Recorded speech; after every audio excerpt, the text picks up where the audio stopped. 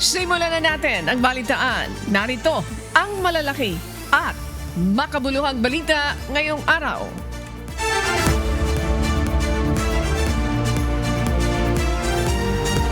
Binigyan diin ni Pangulong Ferdinand Marcos Jr. ang respeto sa konstitusyon sa mga Pilipino at sa Republika. Sinabi niya ito ng kanyang pangunahan ang panunumpa sa tungkulin ng newly promoted generals at flag officers ng Armed Forces of the Philippines o AFP at bagong graduates ng Foreign Pre-Commissioned Training Institutions sa Malacanang kahapon.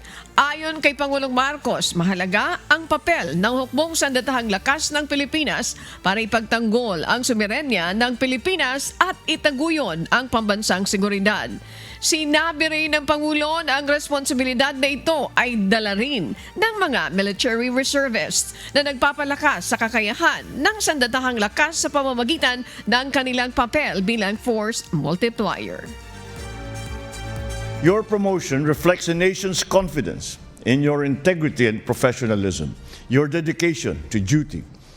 The stars you bear shine more brightly today as constant reminders of your obligations to protect our sovereignty, to uphold our national security and safeguard the freedoms of every Filipino. Hataw Balita ngayon! Sa December 29, target ratipikahan ng dalawang kapulungan ng Kongreso ang 6.7 trillion pesos proposed national budget para sa taong 2026. Ito rin ang petsa ng plano nilang pagsumite o pagtatransmit sa tanggapan ni Pangulong Ferdinand Marcos Jr. December 22 sana ang original target date, ngunit dahil sa parating na long holiday, kinakailangan nila itong iurong ng isang linggo. Samantala, kampante sina Senator Sherwin Gatchalian, Chairman ng Senate Committee on Finance at House Committee on Appropriations, Representative Micaela Swansing, na walang ibibitong item si Pangulong Marcos Jr. sa naturang budget. Ipinagmalaki ng BICAM na transparent ang buong proseso ng ginawang deliberasyon sa pondo.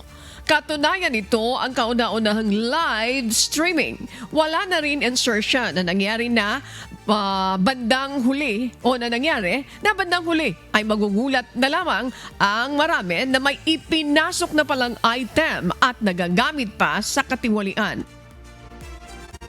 Based on the timetable ng mga staff, baka 28 ang permahan and 29 ang ratification. Kasi yung pagbabalanse, pagpe-print, kasi we have to reconcile our numbers with theirs eh. No, so yan, process alone will take 5 days. We just want to give the assurance that the executive has enough time to review. So yun yung na-work out namin with DBM, that as we finish the agencies, we already start sending to the DBM. So simultaneous na po yung finalization ng enrolled bill ng GAB at yung review ng DBM. Hataw Balita ngayon! Sa pagpapatuloy ng Hataw Balita ngayon, nananawagan ng ilang opisyal sa House Minority Bloc na isa publiko ang transcript at report sa ginawang pagpupulong ng Bicameral Conference Committee o BICAM para sa 2026 National Budget. Kaugnay ito ng inaasahang pagbabago sa timeline ng proseso para sa pagpasa ng 2026 National Budget. Ito ay dahil sa pagkabinbin ng Bicameral Conference Committee o BICAM meetings ayon kay House Deputy Minority Leader at ACT Teachers Party List Representative Antonio Tino. Pero ang panawagan nito bago pa man ratipikahan ang pambansang pondo ay dalawang kapulungan ng Kongreso ilalabas na ang lahat ng ulat kaugnay ng mga mapagkakasunduan sa BICAM. Target na sa December 29 maratipikahan ang budget bill bago tuluyang i-transmit sa tanggapan ni Pangulong Ferdinand Marcos Jr. at malagdaan para tuluyang maisabatas. So kailangang ilabas ng buo yung transcript ng mga BICAM sessions, tapos merong report, no? Summary ng mga napagkaisahan sa bawat session ng BICAM para makita natin kung yung napagkaisahan ay reflected doon sa magiging final report ng BICAM. Hataw Balita ngayon. Kinu-question na ilang opisyal ng House Minority Bloc ang pag-aproba ng Bicameral Conference Committee o BICAM sa unprogrammed appropriations sa 2026 national budget. Mahigit 243 billion pesos ang alokasyon para sa unprogrammed appropriations na inaprubahan ng Bicameral Conference Committee o BICAM sa 2026 national budget.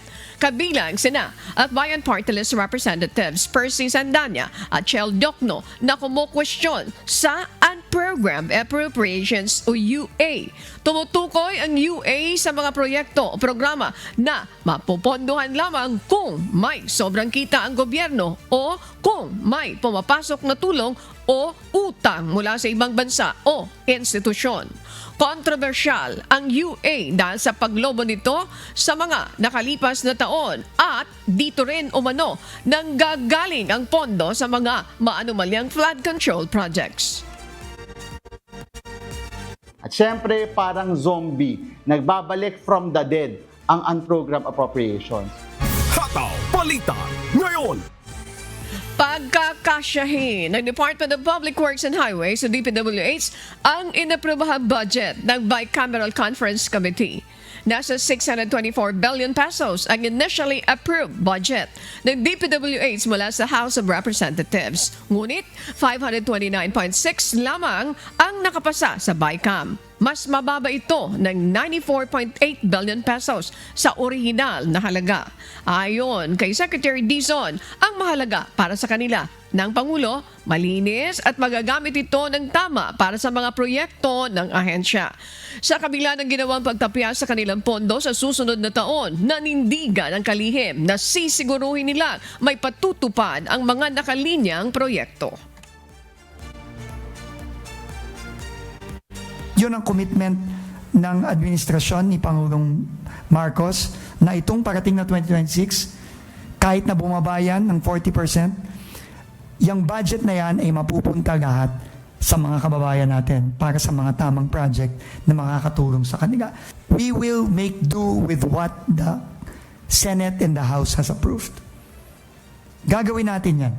Gagamitin natin ang tama ang budget na ipinagkaloob sa atin ng ating Kongreso. Hataw Balita ngayon. Kinumpirma ng National Bureau of Investigation o NBI na inaresto na nila ang kontrobersyal na contractor na si Sara Diskaya.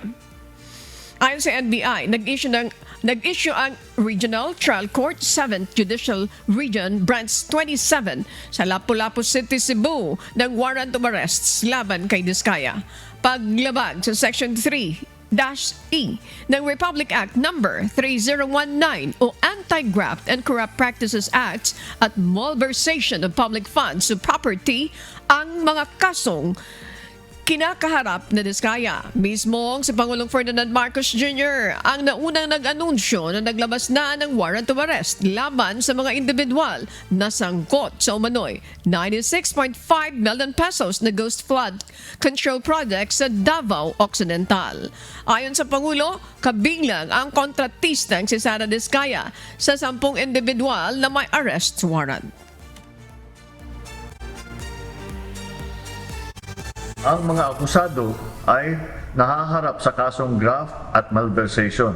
Ito pong mga kasong ito, hindi po bailable ito. Hindi pwedeng bayaran ang kanilang para sila'y makalabas sa kulungan. Kabilang na po rito si Sara Diskaya na sa kasalukuyan ay nasa kustodiya ng NBI.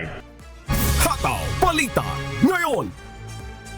Tiniyak ni Department of Public Works and Highways sa DPWH Secretary Vince Dizon na tuloy-tuloy ang pagtatrabaho ng DPWH upang mapanagot ang mga nasa likod na nangyaring anomalya sa mga proyekto sa flood control projects ng pamahalaan.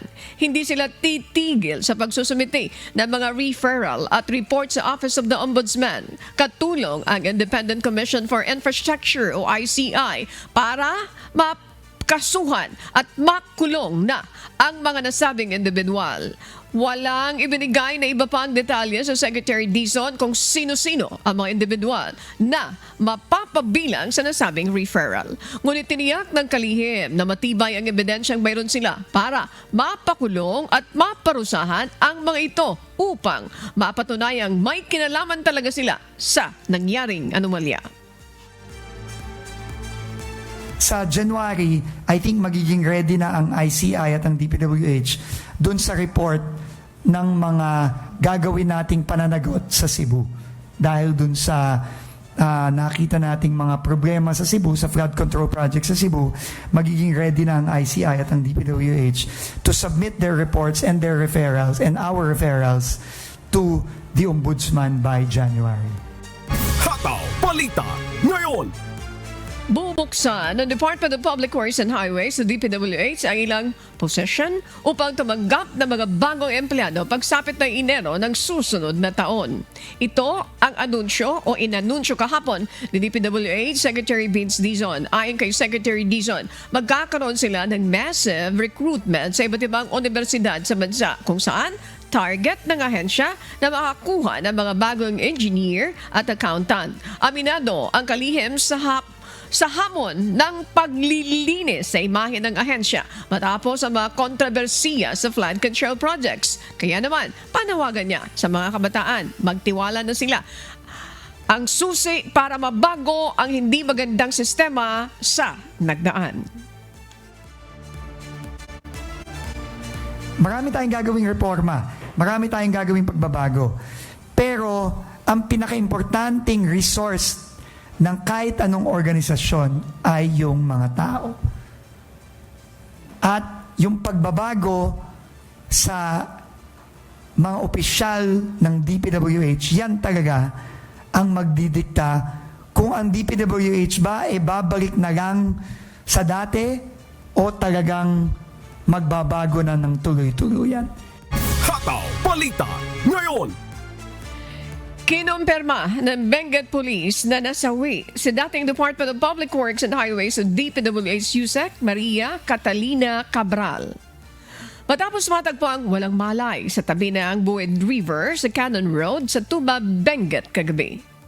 Batay sa investigasyon ng pulisya, bandang alas 3 ng hapon nitong December 18, 2025, bumiyahe ang biktima kasama ang kanyang driver patungong La Union. Pagdating sa bahagi ng Cannon Road sa Camp 5, Barangay Camp 4, hiniling umano ng biktima na iwan siya ng driver sa lugar. Umalis ang driver at nagtungo sa isang malapit na gasolinahan. Bandang alas 5 ng hapon, hindi na makita ng driver si Cabral. Nabigo ang kanyang paghahanap sa paligid at sa Baguio City. Bandang alas 7 ng gabi, matapos i-report ang insidente, nagsagawa na ng search operation ang mga otoridad at natagpuang walang malay ang dating opisyal sa gilid ng Buid River. Tinatayang 20 hanggang 30 metro ang layo mula sa highway. Patuloy naman ang investigasyon upang matukoy ang eksaktong pangyayari. Hataw Balita ngayon. Nagtungo umano sa Bureau of Jail Management and Penology Annex 2 sa Bikutan, Taguig City si Vice President Sara Duterte upang bisitahin at makipag-usap kay Ramil Madriaga ayon sa kanyang abogado na si Attorney Raymond Palad. Sa handwritten letter na ibinigay ni Madriaga, sinabi nitong 2 beses nagpunta si Vice President Duterte doon habang ang ibang pagkakataon naman ay staff na ng Vice Presidente. Dati nang nagpakilala si Madriaga bilang dating security aide ni VP Sara noong mayor pa ito ng Davao City at nagtrabaho rin bilang intel agent ng mga Duterte. Hindi naman maibigay ang eksaktong petsa kung kailan unang bumisita si VP Sara. Habang ang pangalawang beses umano ay noong October 19, 2025 dahil kasunod na araw ito nang bumisita ang abogado ni Madriaga sa kanya. Ay kay Attorney Palad, pakay umano sa unang beses na pagbisita ni VP Sara ay tulungan si Madriaga sa mga problema nito sa kasong kidnapping, ngunit pinagdudahan umano ni Madriaga ang alok na tulong na ito ng pangalawang Pangulo. Kasi nung tinatanong ko si Caramel, bakit hindi mo matandaan yung mga dates? Attorney, wala hong kalendaryo sa BJMP. Hindi ko alam ang dahilan kung bakit walang kalendaryo dito sa kulungan. Hataw Balita ngayon. Unti-unti nang naramdaman ang pagbigat ng daloy ng mga sasakyan si EDSA. Ayon kay Metropolitan Manila Development Authority Chairman, Attorney Romando Artes, umaabot na sa halos 430,000 na mga sasakyan ang dumaan sa EDSA sa loob ng isang araw. Inaasang dadami pa ito ngayong araw hanggang weekend, kung saan inaasahan ang pag-uwi ng magbabakasyon sa mga probinsya para sa holiday season. At para masiguro na hindi magkakaroon ng delay ang biyahe ng mga provincial bus, papayagan na ng MMDA ang pagdaan ng mga ito sa EDSA. Sumulat na rin po sa atin yung bus association at atin na pong pinayagan sila na bumaybay ng EDSA para po mas mabilis yung turnaround time, makabilik po sila na mas mabilis, makalabas ng mas mabilis, mas serbisyon po na mabilis yung ating po mga kababayan na tatangkilik po nitong mga public transport natin, particularly yung mga buses.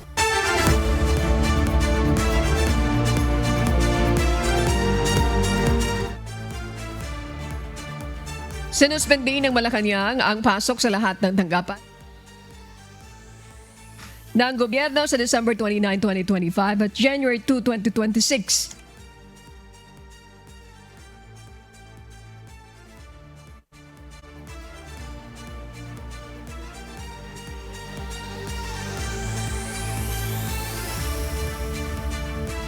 Ilalim ng Memorandum Circular 111 na nilagdaan ni Acting Executive Secretary Ralph Recto, ginawa ang suspension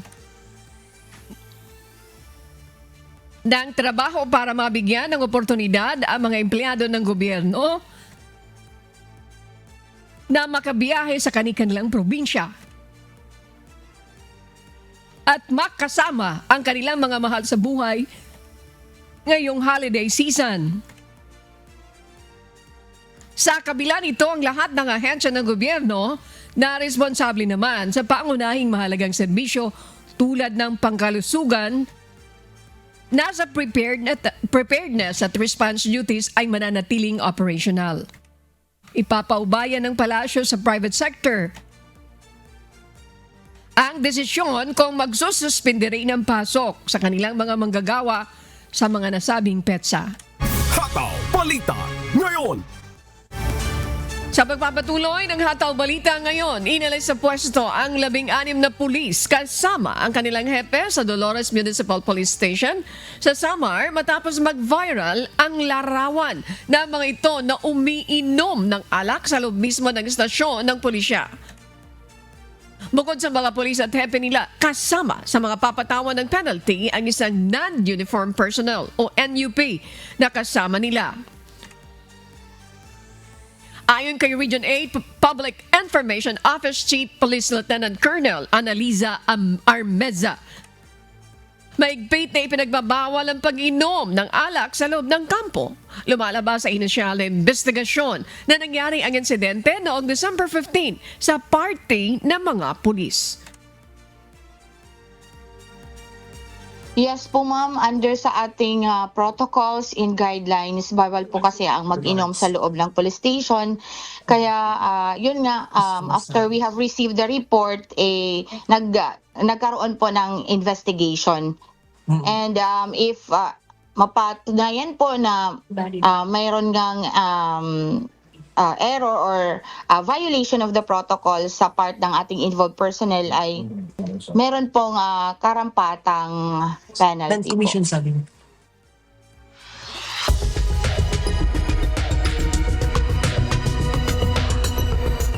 Inaprubahan naman ng Estados Unidos ang posibleng pagbebenta ng nasa higit 11 billion pesos ng mga armas sa bansang Taiwan. Sa gitna ito ng tumitinding military pressure ng China, nakapaloob sa package ng US ang 8 weapon systems, kabilang na ang High Mobility Artillery Rocket System at Javelin anti-tank missiles. Hataw Balita ngayon. Hinihikayat naman ng Ukraine ang European leaders na payagan silang magamit ang frozen assets ng Russia. Nagtipon sa Brazil ang European leaders kahapon upang pagbotohan ang paggamit ng nasa $200 billion na frozen assets ng Russia.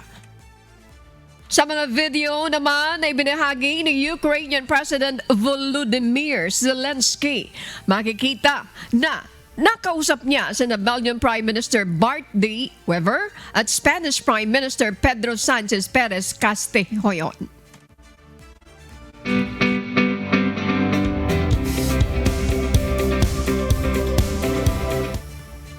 Samantala, inaanyayahan ang mga kababayan natin sa Egypt, Djibouti at Eritrea na mag-update ng inyong impormasyon sa Embahada. Samantala, magsasagawa naman ng consular outreach mission sa Maryland Heights, Missouri sa January 24, 2026. Ito ang wahataw na balita ni Lynn Perez.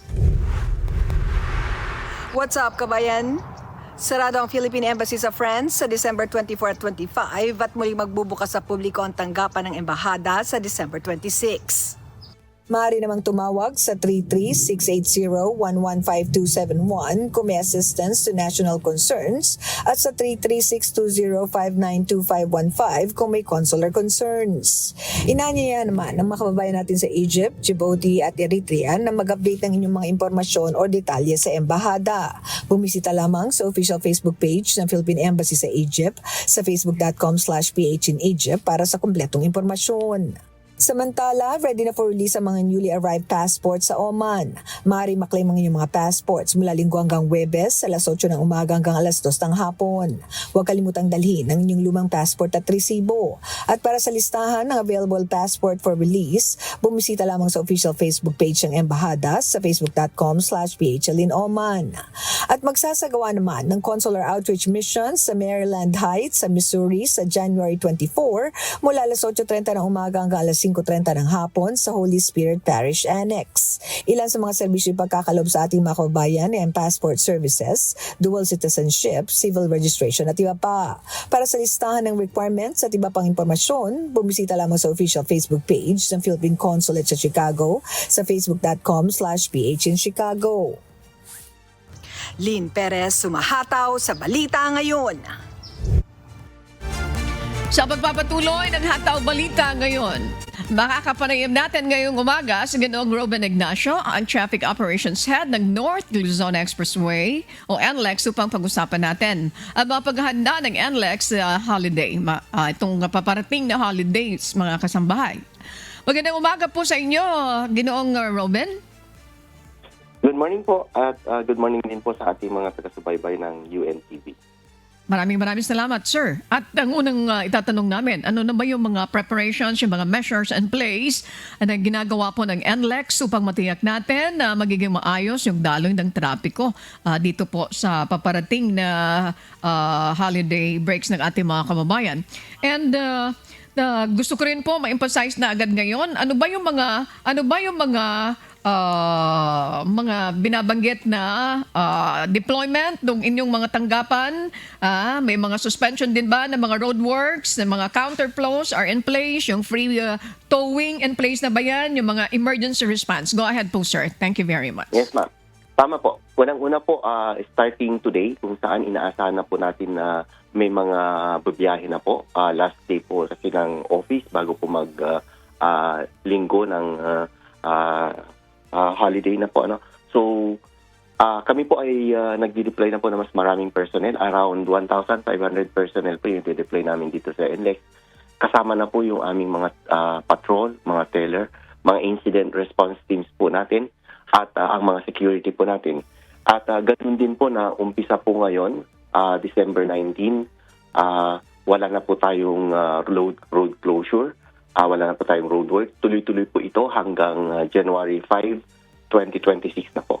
At yun po, para po mas mabilis pa rin po yung ating pag-clear ng mga insidente para hindi na po makaabala sa ating daloy ng traffic. Kami po ay mag-i-implement din po ng free towing para sa mga class 1 na mga nasisiraan. Umpisa po ngayong 6 a.m. December 19, tuloy-tuloy po yan hanggang 6 a.m. ng December 22. At umpisa po ulit yan ng 6 a.m. ng December 23 hanggang 6 p.m. naman po ng December 25. And then sa mga karamihan po, yung pagbalik naman po, mula po December 30 ng 6 a.m., tuloy-tuloy po yan hanggang January 1 ng 6 p.m.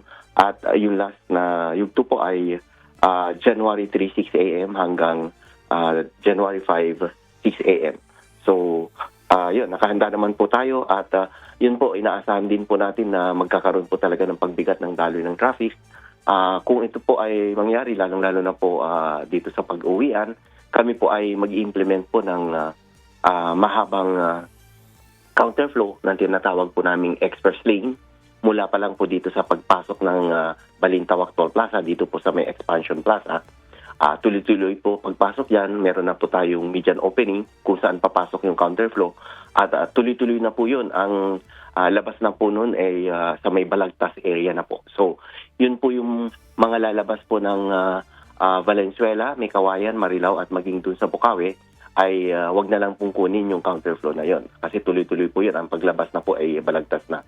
Ngayon naman po yung sa mga pag-uwian, yung pagdumadagsa, pwede rin po kami mag-implement na ng counterflow mula po yun, Balagtas area bago magbukawi.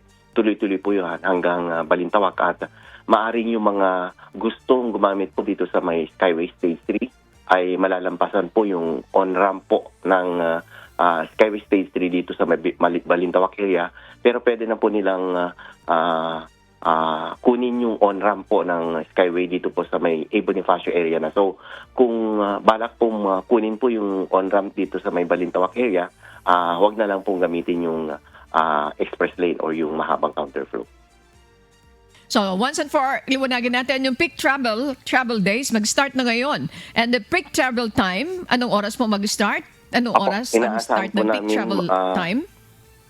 Opo, inaasahan po namin na mamayang hapon po, siguro pang 2 p.m. pa lang, baka dadami na po yung volume po natin. Okay. May pinatutupad po bang mga traffic management measure o lane adjustment doon sa mga critical peak areas ng NLEX? And can you discuss also, can you cite what are the peak congestion areas po ng NLEX? Opo, yun po yung sinasabi ko po kanina na maaari po tayong mag-implement ng counterflow kung ito po ay talagang mag-pick na po yung ating volume mamayang hapon po. Actually, starting 5 p.m. po, kami po ay mag-implement na po nung binanggit kong express lane, yung counterflow na mahaba ang labas na po ay Balagtas area. Ang pagpasok po kasi dito sa NLEX ay meron po tayong 3 entries po. Dito po sa Balintawak, sa may Mindanao at saka sa may Karohatan, yung mga galing pong connector roads. At yun po, pag nagsama-sama po itong volume na to, dito po sa may Harbor Link Interchange, doon po nagbabagal yung ating traffic hanggang mga bandang maging hanggang may Kawayan po ang slow-moving traffic po natin. Sir Robin, paki-check nyo nga po, mayroon ba kayong ipatutupad na free toll operations? Yes, ma'am. Actually, na rin po natin, na-decide na po ng aming management na umpisa po ng December 24, 10 p.m. hanggang December 25, 6 a.m. Free toll po tayo at umpisa po ulit ng December 31, 10 p.m. hanggang January 1, 6 a.m. So yun po yung dalawang periods po ng implementation po namin ng free toll. Okay, so meaning to say, mayroon tayong free, walang bayad yung paggamit ng NLEX doon sa binanggit na petsa ni Sir Robin. Ayan, magandang balita po yan. You made mention a while ago yung preparations natin. In case may mga medical emergencies, kayo naman po ay nakahanda dyan. Di ba po? Makakaasa ba na yung motorista natin once and for all? Ma-emphasize nyo ng gusto yan because hindi natin naiwasan yung mga mechanical troubles ng ating mga sasakyan sometimes na hindi naghanda, okay, para maka-avoid doon sa aberya at pagka-delay. Sige nga po, pakibanggit ulit po yan. Saan yan matatagpuan? Go ahead please. Thank you. Opo, yun po, nakahanda naman po tayo. Mag-deploy po kami talaga ng mga emergency medical services. Regularly naman po yun. At yun nabanggit ko po kaninang free towing para sa mga class 1. Pero hindi po sana ito dahilan para hindi na tayo maghanda na mas maayos. Kailangan dapat nasa tamang kondisyon yung mga sasakyan at ganun din po sana yung magdadrive. Kung magka-problema man po at hindi po sila kaagad nakita ng aming roving patrol, at ang aming mga CCTVs, pwede lang pong tumawag sa 135,000 at agad-agad na mapadalhan po namin ng responde or assistant. Okay. Sir, para sa kabatiran ng ating mga kababayan, may nag-text ulit dito. Pakiulit nga po yung free toll fee na ipatutupad ng NLEX starting from what day at hanggang kailan magtatapos. Please go ahead, Sir Robin. Opo, mag-i-implement po kami ng free toll for NLEX connector, NLEX at saka SCTEX starting po ng 10 p.m. ng December 24 hanggang 6 a.m. po ng December 25 and also at 10 p.m. po ng December 31 hanggang 6 a.m. po ng January 1. Okay. At this point po, ano yung mga reminders nyo muli doon sa mga maglalakbay? Particular na po doon sa mga drivers ng ating mga sasakyan. Please go ahead, sir. Yung mga blow baguettes na yan, which is very important reminders for them. Go ahead po, Sir Roman. Thank you. Yes, ma'am. Opo. Yun nga, kahit meron po tayong mga implementation ng mga free towing, nakahanda naman po kami, mas mainam pa rin po na sana maghanda po tayo bago po bumiyahe. At siguraduhin na sa tamang kondisyon yung ating mga sasakyan. At meron nga po tayong guidelines sa pag-check ng ating sasakyan para siguro na nasa tamang kondisyon. Ito po ay yung blow baguettes o yung i-check natin yung battery, yung light, yung oil, yung water, yung brake, yung air or yung air ng gulong at yung gas kasi minsan meron pa rin pong nawawalan at yung S naman po yung self at saka engine at saka tire. So kasama po talaga na dapat nasa tamang kondisyon yung magdadrive. At yun po, kung magka-problema naman po, tumawag lang sa 135,000. At yun po yung pong ating mga motorista kung pwede pong magpakabit po ng RFID na yung mga wala kasi humahaba pa rin po yung pila ng ating mga fast lane. Mas mabilis pa rin po ang daloy ng RFID lanes. Lalo-lalo na po, meron na po tayo yung one RFID na magagamit na po sa lahat ng expressways dito sa Luzon. At yun po, sigurado yun lang po na merong load yung inyong mga RFID para hindi magka-problema dito sa ating mga toll plaza. Maraming salamat po dahil may pre-toll ang NLEX. Maraming salamat, Sir Robin Ignacio, ang Assistant Vice President for Operations ng NLEX. Magandang umaga po. Keep safe. Thank you. Good morning po. Thank you po.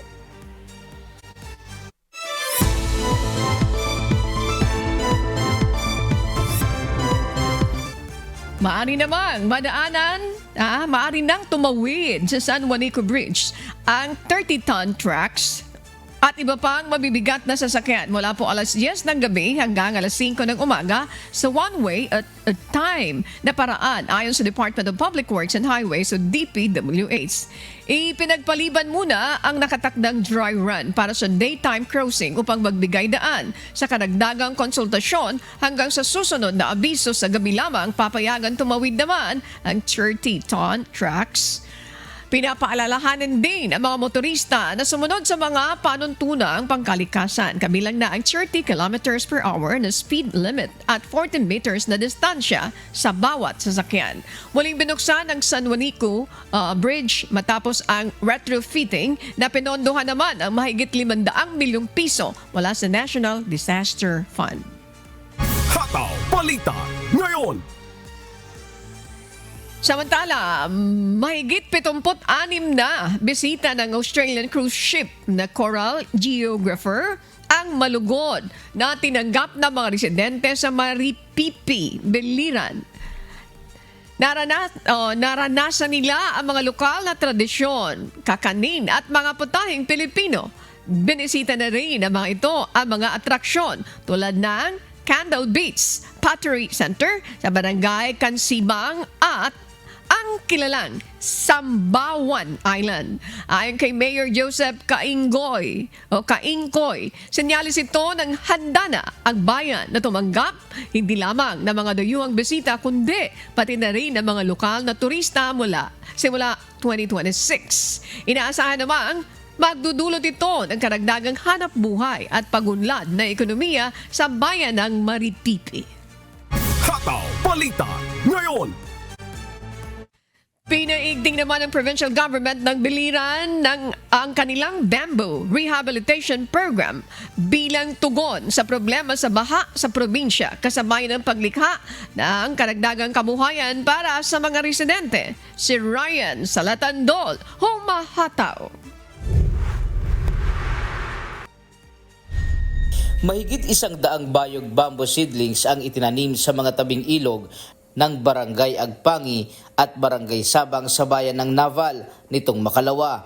Pinangunahan ng aktibidad ni Governor Rogelio Espina upang palakasin ang natural na panangga laban sa baha at mga pagguho ng lupa. Pinili ng pamahalang panlalawigan ang bayog bamboo dahil sa mahalagang papel nito sa pagprotekta sa mga komunidad. Kilala rin ito sa kanyang kagamitan sa konstruksyon, paggawa ng muebles at bilang pagkain. Ayon sa pamahalaang panlalawigan, inaasahang makatutulong ang mga bagong tanim na kawayan sa pagpapatibay ng mga tabing ilog, pag-iwas sa pagguho ng lupa at pagbabawas ng pinsala sa mga tulay at iba pang mahalagang infrastruktura. Nakatutulong din ang kawayan sa pagbabawas ng epekto ng malalakas na ulan dahil pinapabagal nito ang daloy ng tubig at sumisipsip ng carbon dioxide. Binigyang diin ni Governor Espina ang pangmatagalang benepisyo ng proyekto na ani magsisilbing tagapagbantay ng mga tabing ilog at pundasyon ng isang luntiang ekonomiya. Tiniyak din ng gobernador ang patuloy na pagpapalawak ng bamboo planting sa lahat ng malalaking sistema ng ilog sa Biliran. Sa kasalukuyan, mayroon pang karagdagang 3,000 bamboo seedling na inihanda at nakatakdang itanim sa iba't ibang bahagi ng probinsya. Ryan Salatandol, humahataw sa balita ngayon. Maraming salamat Ryan Salatandol. Samantala, kasabay ng pagdiriwang ng Grand Fiesta ng Diyos ng Members Church of God International o MCGI, formal na pinasanayaan kahapon ang bagong MCGI Charity Center sa General Luis, Quezon City. Layunin nito na maghatid ng libreng serbisyong medikal sa mga nangangailangan nating kababayan. Inanunsyo na rin ang regular na schedule of operation ng center para sa nagnanais magpakonsulta. Ito ang umahataw na balita ni Mia Alonzo.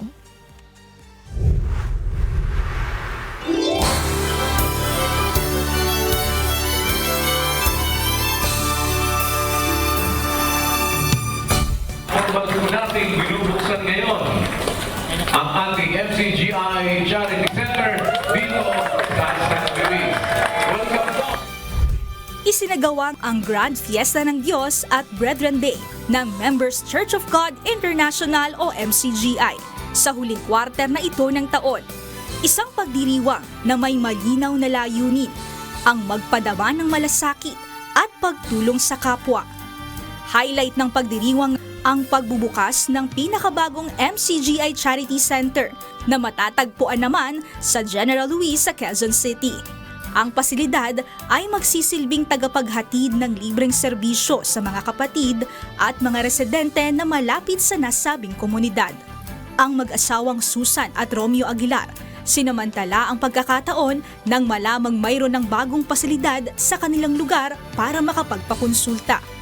Malaking tulong kasi sa ngayon, tingnan mo, nakapag-medical ako, wala akong kahit pa paano, nasurvive yung kailangan ko na nalibre yung pagpa-check up ko. Laking tulong ko. Talagang lalong wala. Kagaya ko, wala. Bicycle boy kasi ko, kung kagaya nahulog siya, papa-extra, wala kaming pera. Inantay namin yung ganyan, libre na, kahit tumagal lang oras, kahit pa paano, na kami ng libreng ganyan. Ang stroke patient naman na si Mang Rufino, kahit hirap maglakad, ay dumayo pa sa lugar sa pag-asang muling makapagpapatherapy dahil ilang panahon din siyang natigil sa gamutan. Aniya, ang bawat session ng physical therapy ay umaabot ng 1,400 pesos at sa kaso ng mild stroke, kailangan ang tuloy-tuloy na sesyon. Punta sa sa gamot, pamasahe ko. Kulang na kulang talaga. Kaya hindi ako ngayon nakapasok dahil pangalawang stroke ko na to. Hirap talaga. Lalo na pag wala kang budget. Ang mga kagaya ni Susan, Romeo at Mang Rufino ang inaasahang makikinabang sa pagbubukas ng bagong MCGI Charity Center na ito sa Quezon City. Kagaya ng serbisyong ipinagkakaloob sa MCGI Charity Center na nasa Marikina City. Miyerkules na ang magiging regular na schedule dito sa MCGI Charity Center sa General Luis sa Quezon City, kaya naman simula sa Miyerkules, maaari nang magsipunta ang lahat ng nais na magpatingin. Uloloobin ng Panginoon na hindi lamang dito sa Quezon City, actually alam po meron na ring lugar tayo dyan sa Valenzuela, ganun din doon sa parte ng Parañaque at dito sa Maynila para sabayan niya ng pagsiservisyo. Actually dito sa Maynila ay mayroong 6 na lugar na simultaneous na maglilingkod na magsiservisyo sa ating mga kababayan dito sa NCR. Ang MCGI Grand Fiesta ng Diyos at Brethren Day ay isang araw ng pagtitipon sa kapakinabangan ng mga kapatid at isang pagkakataon rin upang makapagbayanihan, makapagmalasakitan ang buong kapatiran at makapagkawang gawa din naman sa mga nangangailangan nating mga kababayan. Sa lahat ng ito, walang ibang masabi kundi Bigyan salamat po sa Diyos at ibig! Mia Alonso, humahataw sa balita ngayon.